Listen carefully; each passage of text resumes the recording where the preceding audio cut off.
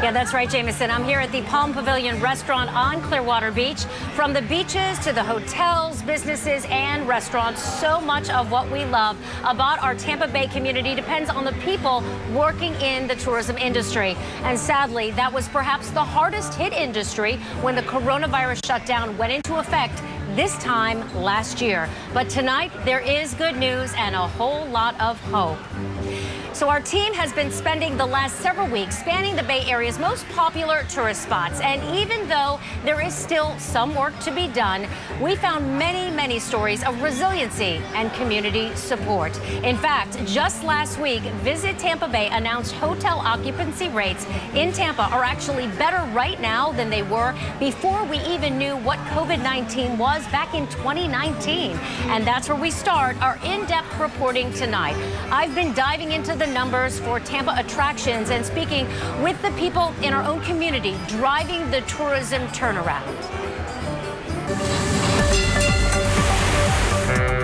We were setting tourism record numbers month after month, year after year. In fact, last February, which is not so long ago, was our second best tourism month ever.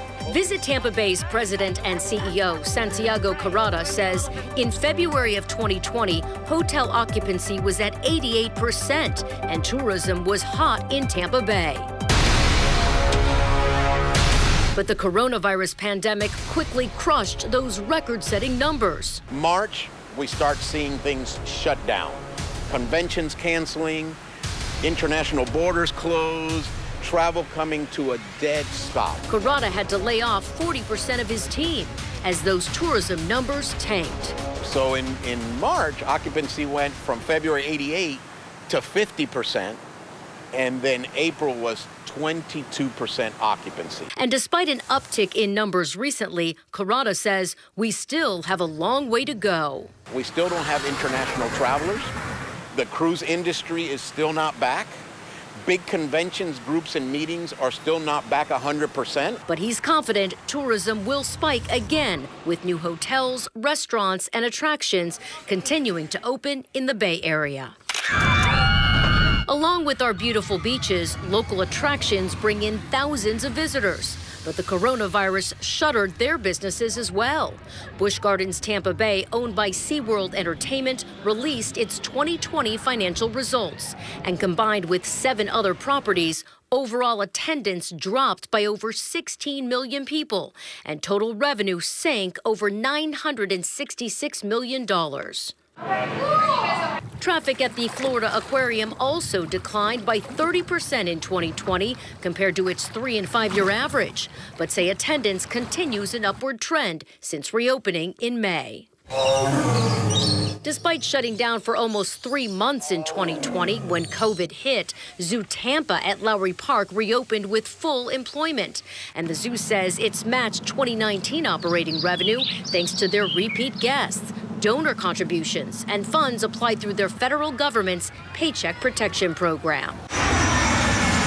Meanwhile, here at Tampa International, the airport took a hit in 2020 because of the pandemic, with just about 13 million passengers coming through, compared to over 22 million in 2019. But they're pretty optimistic about the future, with almost 20% more people to arrive this year compared to last. Just down the street from TIA in Avian Park is World of Beer, one of 50 locations James Buell helps market. But when all his restaurants unexpectedly closed in 2020, he had to figure out how to advertise to-go orders only, a service they'd never provided. We furloughed roughly 90% of our staff system-wide. We had many locations kind of shutter their doors because we had to change from being a dine-in experiential brand to strictly a to-go model without the mechanisms in place to provide to-go for the consumer. But Buell credits his employees who went above and beyond to keep the World of Beer locations in Hillsborough County up and running. We ended the year about 38% down total volume. And for us, that's a lot of dollars because we have big restaurants. Roger Perry owns and operates 6 restaurants, including 3 Dats locations, Doe in South Tampa, Dr. Barbecue in St. Pete, and Donovan Steakhouse in Riverview. But pain from the pandemic came swiftly as Perry was forced to furlough 400 employees. We had a lot of sleepless nights. He kept only 27 workers to run all 6 restaurants. We had $500,000 on the books that just disappeared. So Perry figured out a way to expand his brands. And despite Florida's unemployment rate of 4.7% in March, Perry says he's still having a hard time finding anyone to hire. The whole hospitality industry is struggling right now getting employees to come back to work. Still, Perry is optimistic about the future and has learned from this unprecedented time. I guess you can't take anything for granted. Be thankful for where you're at today because tomorrow could change in a flash.